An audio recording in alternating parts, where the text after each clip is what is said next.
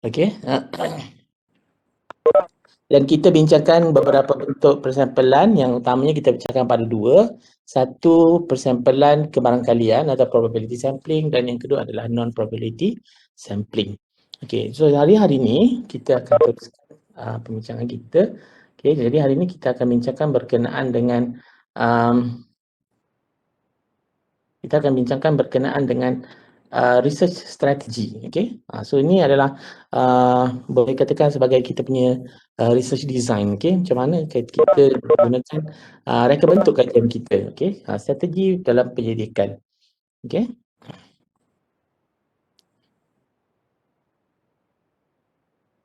Okay, sekarang kita dah sampai kepada step 4, the research process, in which it refers to selecting a research strategy.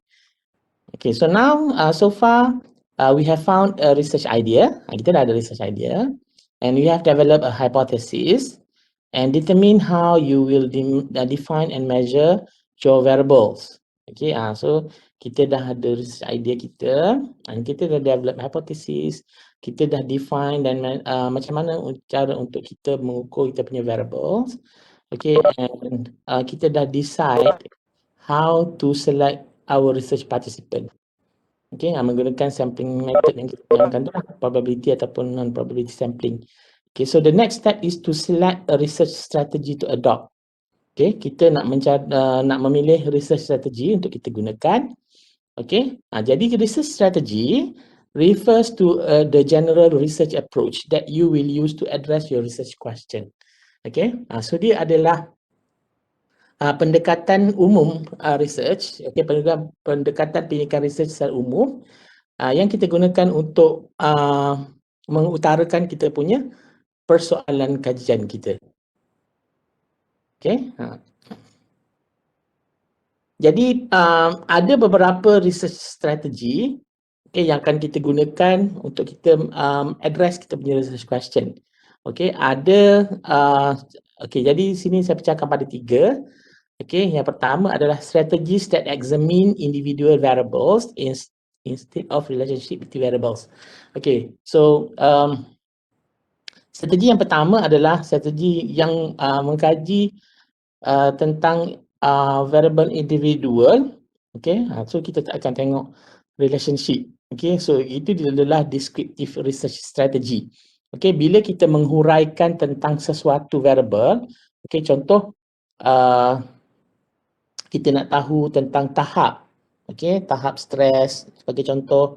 Okay, kita nak tahu berapa ramai lelaki dan perempuan, berapa yang ramai yang menghisap rokok dengan yang tidak menghisap rokok.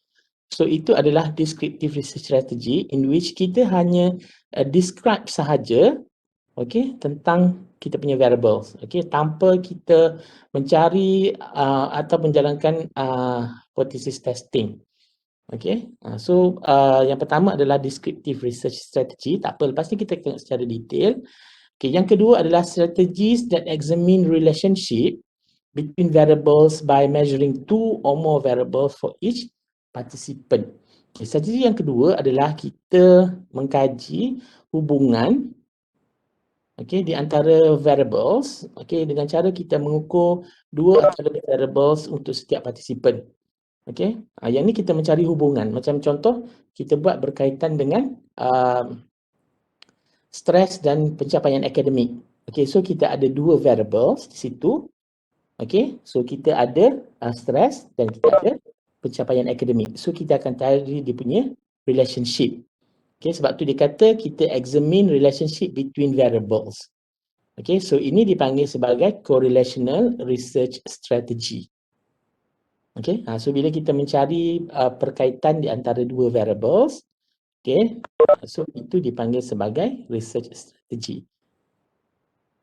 Okay, yang ketiga adalah strategies that examine relationships between variables by comparing. Okay, yang tadi kita find out the relationship by measuring the 2 variables. Okay, sekarang ni yang ketiga kita compare. Okay, 2 or more groups of scores. Okay, so dalam strategi ni kita ada 3 bentuk. Okay, yang pertama adalah experimental, Yang kedua adalah quasi-experimental dan yang ketiga adalah non-experimental. Okay, so ingat satu, dia hanya examine individual variables. Okay, so kita tidak menjalankan hubungan ataupun nak tengok perbezaan. Okay, strategi yang kedua, kita looking at the relationship by measuring two or more variables. Okay, so kita cari perkaitan antara dua variables. Okay, dan yang ketiga adalah kita examine relationship between variables by comparing two or more. Okay, for example, kita comparekan antara lelaki dan perempuan. Okay, kita comparekan sebelum dan selepas treatment. Okay, kita compare lagi treatment yang berbeza. Okay, contoh bunyi bising yang sederhana, bunyi yang kuat, bunyi yang senyap. Okay, so itu adalah finding the relationship by comparing two or more groups of scores. Okay, so ada 3 bentuk di situ, experimental, quasi-experimental dan non-experimental. Okay, kita tengok satu persatu. Okay, descriptive. Okay, descriptive research strategy ni, purpose dia adalah to produce a description of individual variables as they exist within a specific group. Okay, so data yang kita akan dapat dalam descriptive adalah a list of scores obtained by measuring each individual in group being studied. Okay, yang ni kita tujuan dia kita nak sediakan deskripsi, okay, ataupun huraian tentang variables individu, okay, untuk that specific group. Okay, contoh macam saya kata tadi lah. Okay, kita nak describe okay, berapa ramai pelajar yang terlibat dalam co-curricular activity. Berapa ramai yang terlibat dengan sukses. Okay, so berapa ramai yang berpuas hati. Okay, berapa peratus pelajar yang berpuas hati dengan perkhidmatan yang disediakan oleh pihak perpustakaan PSMZ. Okay, so itu adalah kita describe okay, individual variables. Okay, so kita nak buat kajian tentang berapa ramai pelajar yang merokok. Okay, so awak akan, itu adalah deskriptif. Okay, kita describe. Okay, kita kata 50% pelajar lelaki merokok, manakala 3% hanya 3% pelajar perempuan yang merokok. Okay, so kita produce description. Okay, so bila kita buat deskriptif, okay, dia hanya produce a list of score. Okay, so akan keluar skor berapa. So kalau nak senang lagi, kita tengok daripada skor, contoh awak punya markah ujian sebagai contoh. So kita dapat list of score saja. Okay, so dia ni dapat berapa, dia ni dapat berapa. Okay, so itu adalah deskriptif. Okay, so example, on average, students at local college spend 12.5 hours studying outside of class each week and get 7.2 hours of sleep each night. Okay, so kita hanya describe saja. Kita hanya describe, kita kata okay, secara puratanya pelajar college okay, menghabiskan masa 12.5 jam untuk belajar di luar kelas. Okay, betul ke? Setiap minggu. Dan tidur sebanyak 7.2 jam seminggu. So secara puratanya. Okay, so kita hanya describe sahaja. Okay, kita tak find out the relationship, tapi kita hanya describe. Okay, pelajar tu spend masa 12.5 jam study. Okay, dan 7.2 jam untuk tidur. Okay, so kita hanya describe saja. Kita describe dari segi percentage, kita describe dari segi mean. Okay, okay, itu deskriptif. Okay. Strategi yang kedua adalah correlational. Okay, purpose dia, tujuan dia adalah to produce a description of the relationship between two variables but do not attempt to explain the relationship. Okay, so kita hanya describe the relationship between two variables. Okay, tapi kita tidak explain, kita tidak menguraikan tentang that relationship. Okey, kita hanya kata terdapat hubungan di antara A dan B. Okey, tapi kita tidak memberitahu kenapa A dan B berhubung. Okay, so all in all kita hanya menerangkan tentang the relationship between variables. Okay, dan kita tidak memberitahu tentang kesan dia. Okay, that's why dia kata kita tak attempt to explain the relationship. Kita tak explain, kita hanya describe saja the relationship. Okay, kita kata ada hubungan saja. Without telling other people, bagaimana dan macam mana dan kenapa dia berhubung. Okay, data dia, so bila kita jalankan kajian correlation ni, kita akan dapat measure two variables, two scores for each individual in the group being studied. Okay, kenapa dia kata two variables? Kan kita akan dapat two scores lah. Okay, sebab setiap individu tu kita akan ukur dua benda. Okay, contoh awak nak buat, saya ambil kajian stres lagi. Okay, stres dan motivasi. Okay, hubungan di antara stres dan motivasi. So, relationship between stress and motivation, dalam kalangan pelajar UMT. Okay, so jadi setiap responden awak tu, macam contoh awak jadi responden, awak akan diukur dengan dua benda. Satu, dia akan ukur awak punya stres, dapat satu skor untuk stres, dan satu lagi, dia akan ada satu set skor untuk motivation. So that's why setiap individu, setiap participant tu akan ada dua skor. Satu skor on stress, satu lagi skor on motivation. So kita akan cari relationship between these two scores. Okay, so kita cari relationship antara dua variable ni. Okay, stress dan motivation tadi. Okay, tengok example. There is a relationship between wake up times and grade point averages for college students, but we do not know why. Dia kata ada relationship antara wake up time dengan grade point.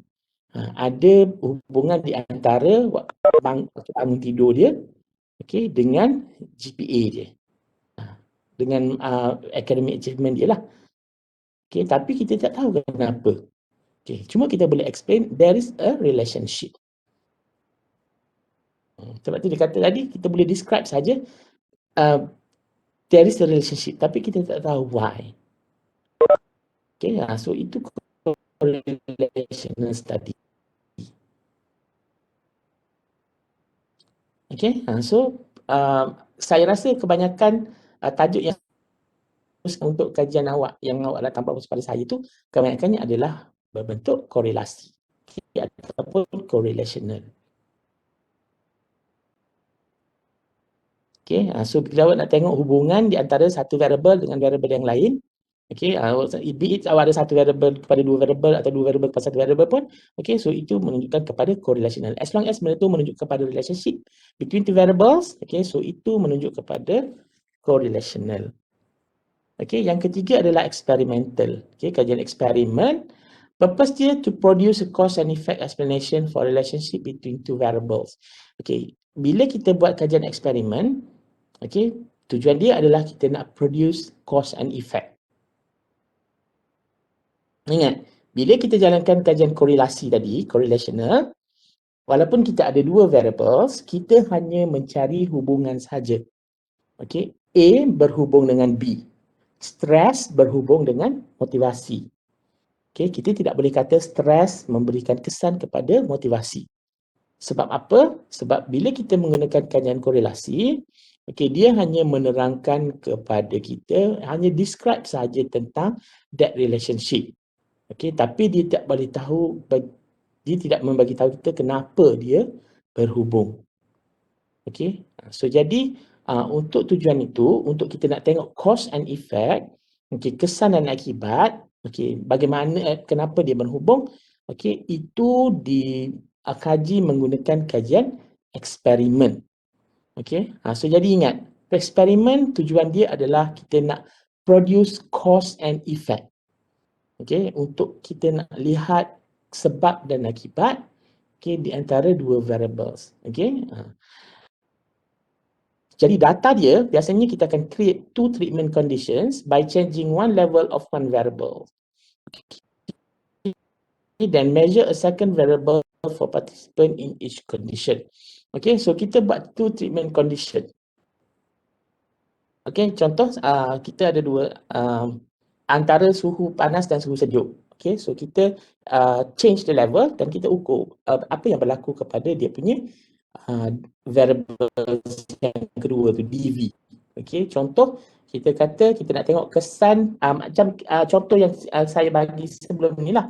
Okay, kesan bunyi ke atas memori sebagai contoh.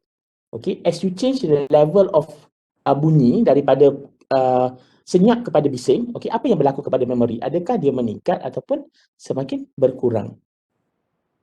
Okay, so sebab tu dia kata kita create 2 treatment conditions sebagai contoh.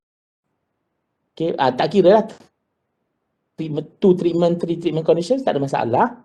Okay, sorry, kita create 2 treatment conditions, okay, tapi kita change the level of one variables kepada kita akan tukar level variable yang pertama. Okay, contoh bunyi tadi. Okay, so dia ada 2 treatment conditions, okay, bunyi. Okay, so kita ada bunyi, so kita ada sebagai contoh kita ada 3 levels of bunyi-bunyian tu.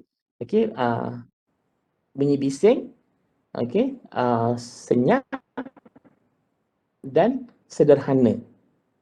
Okay, so kita akan change daripada bunyi senyap, okay, kepada bunyi sederhana dan kepada bunyi bising. So kita akan tengok perubahan kepada memori.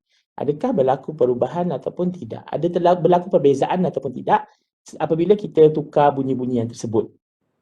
Okay, so contoh diberikan tu, okay, increasing the amount of exercise cause a decrease in cholesterol levels. Okay, contoh, adakah dengan cara kita meningkatkan exercise, okay, akan mengurangkan tahap kolesterol?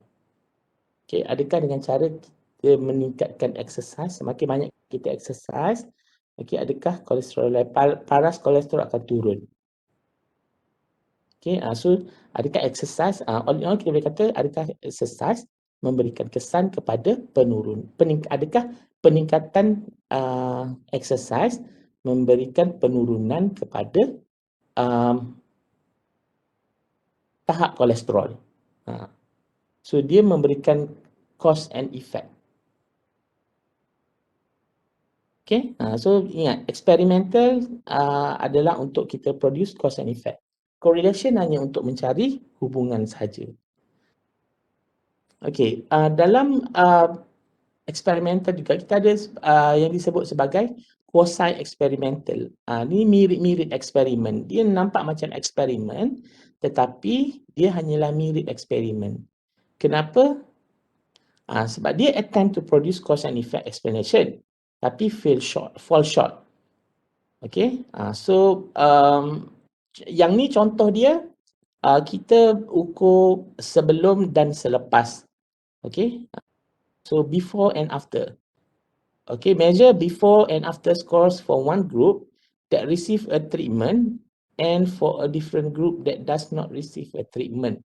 Okay, so yang ni kita buat, kan awak pernah buat, awak diberikan ujian dulu, okay, kemudian awak diberikan rawatan, kemudian sekali lagi awak diberikan ujian.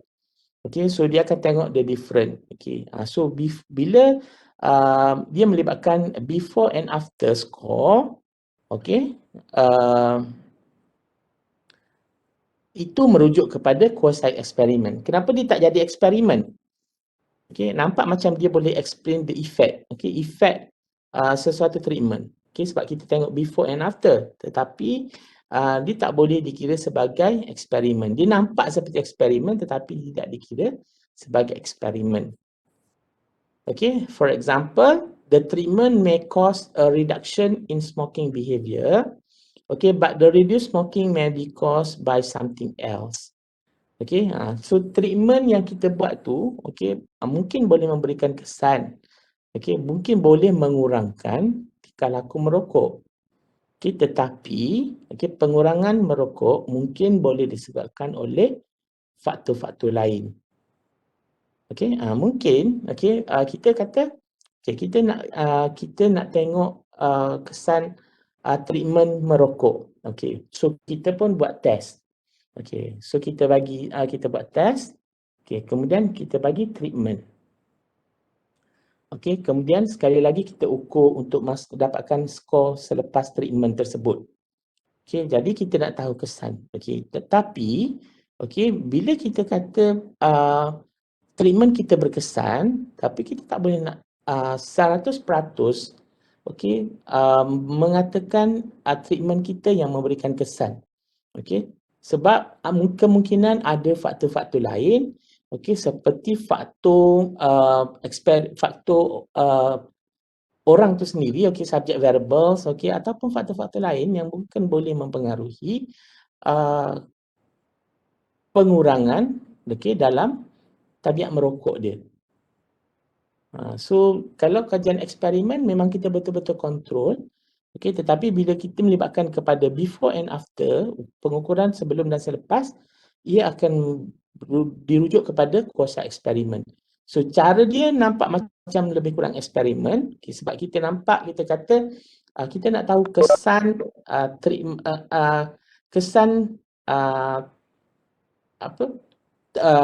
kempen merokok. Kesan kempen anti merokok kepada perokok. So memang kita buat macam nampak bentuk macam eksperimen. So kita buat pengukuran, kita bagi treatment, kemudian kita buat lagi pengukuran. Tetapi bila kita buat pengukuran, bila keadaan before and after macam tu, so berkemungkinan ada faktor-faktor lain yang mungkin boleh mempengaruhi kita punya treatment sehingga boleh mengubah laku selepas itu. So itu adalah kuasa eksperimen. Nampak macam eksperimen tetapi bukan eksperimen. Dan yang terakhir adalah non-experimental. Produce a description of relationship between two variables but do not attempt to explain the relationship. Yang ni sama macam correlation tadi. Cuma correlation tadi kita tengok relationship. Tetapi dalam non-eksperimen kita mencari perbezaan.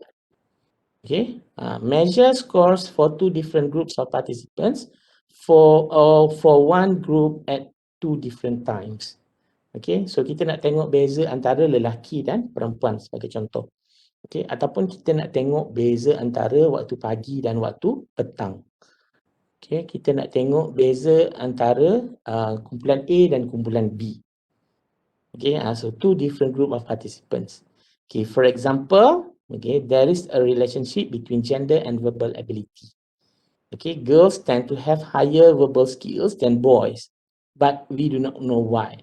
So contoh dia kata girls, kanak-kanak perempuan lebih mempunyai kecenderungan verbal skill yang tinggi berbanding dengan lelaki. So kita kena tengok comparison antara lelaki dan juga perempuan. So itu adalah non-eksperimen. So awak ingat, yang pertama tadi descriptive research strategy, yang mana kita hanya memberikan deskripsi sahaja. Yang kedua, dalam correlational study, kita mencari hubungan di antara dua variables, tetapi kita tidak explain why. Dalam eksperimen, kita mencari cause and effect explanation. Yang ni ada why lah. Kenapa dia berhubung dan kenapa dia memberikan kesan. Yang keempat, quasi eksperimen, dia mirip kepada eksperimen tetapi tidak mencapai tahap eksperimen. So data dia akan bentuk sebelum dan selepas. Before and after. Dan non-eksperimen adalah untuk melihat perbezaan. Perbezaan antara lelaki dan perempuan sebagai contoh. Perbezaan antara, bila kita sebut tentang perbezaan, dia merujuk kepada non-eksperimental. So jadi jangan pandai-pandai, sebab dalam research awak nanti dia akan ada campur-campur pelbagai jugalah. Tetapi kita akan rujuk kepada mana yang lebih utama. Dan kebiasaannya eksperimen sangat jarang berlaku lah. Ada kajian eksperimen, especially kalau kalau awak memang purely psikologi, dalam bidang psikologi memang kita ada subjek yang ajar berkaitan dengan experimental psychology. Okey, psikologi eksperimen yang mana awak akan jalan memang purely eksperimen lah. So awak akan didedahkan dengan cara untuk nak conduct eksperimen dan sangatlah dia bukan susah tetapi sangatlah sistematik sebab awak terpaksa mengawal banyak variable. Okey, confounding sebab kita tak nak confounding yang mengacau kita punya keputusan. Okey, ada apa-apa soalan?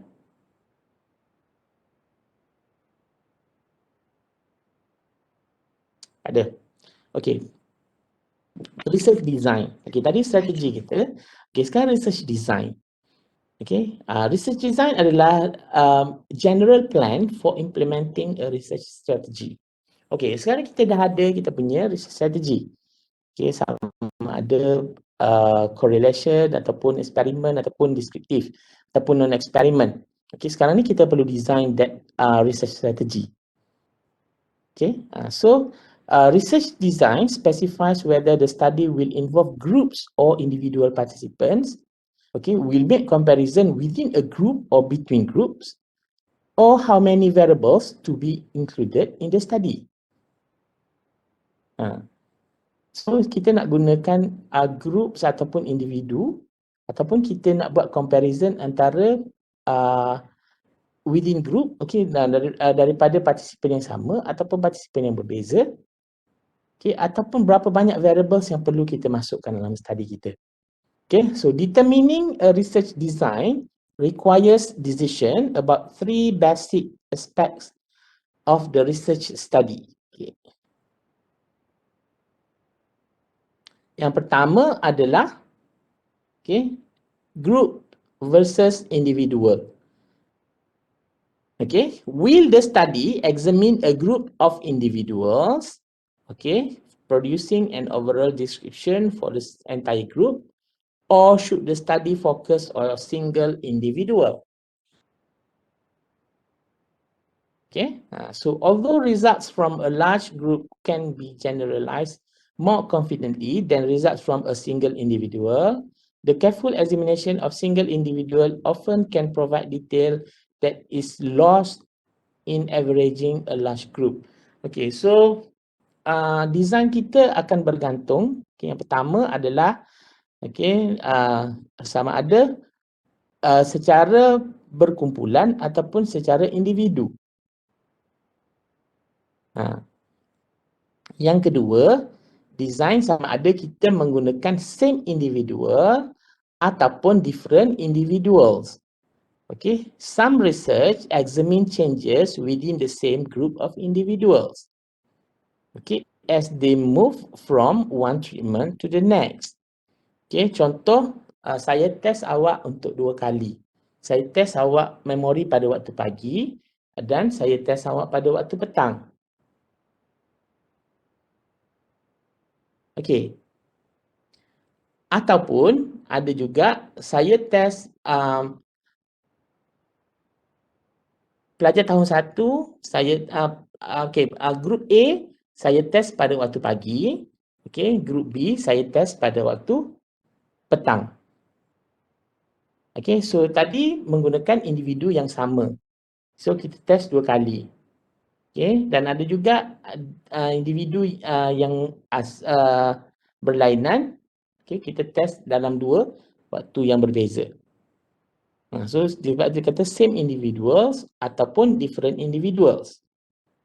So within group versus between group.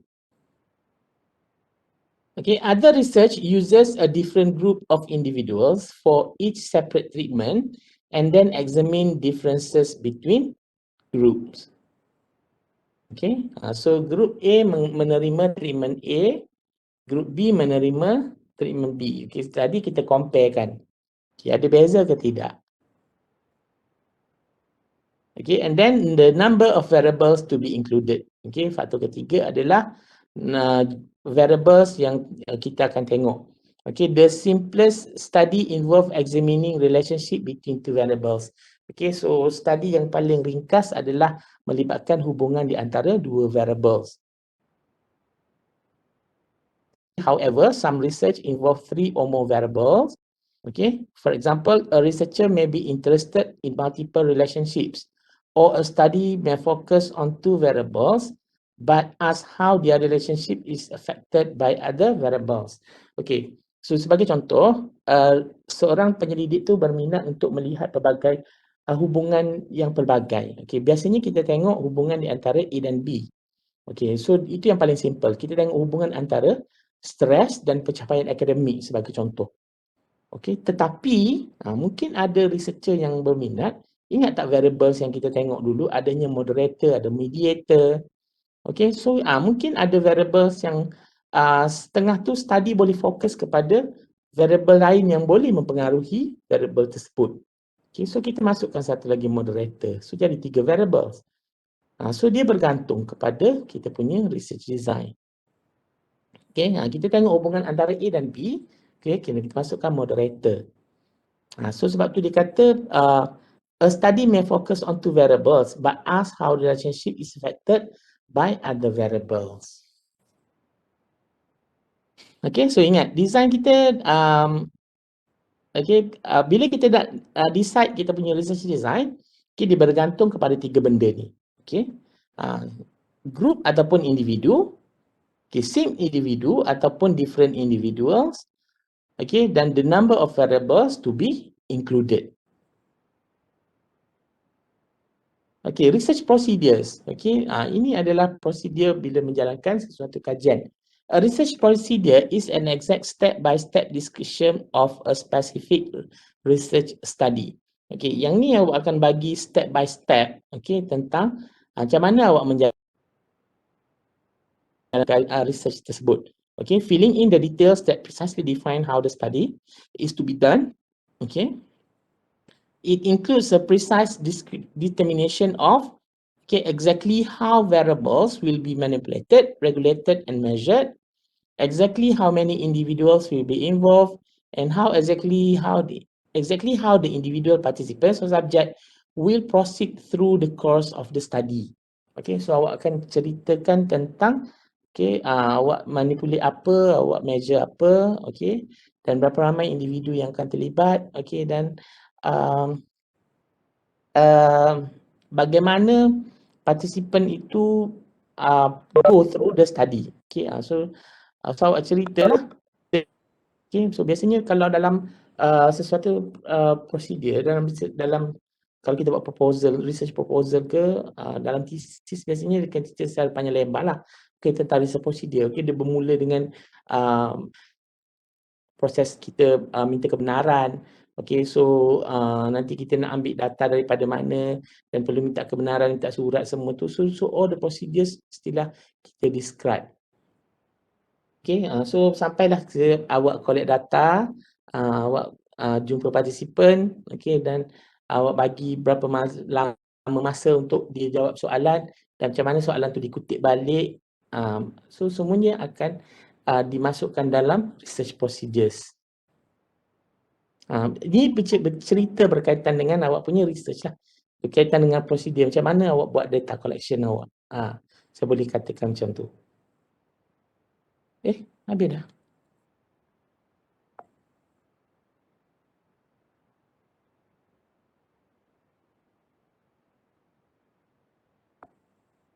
Saya rasa saya tersalah upload slide.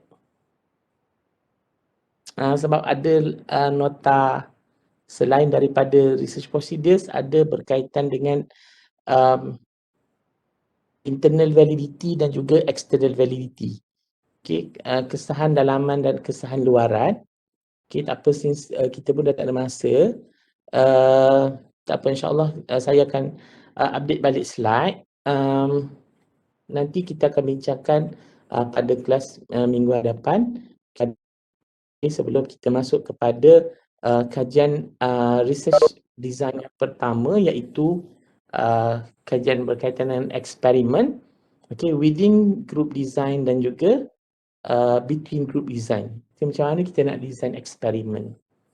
Okay, so setakat ni ada apa-apa soalan?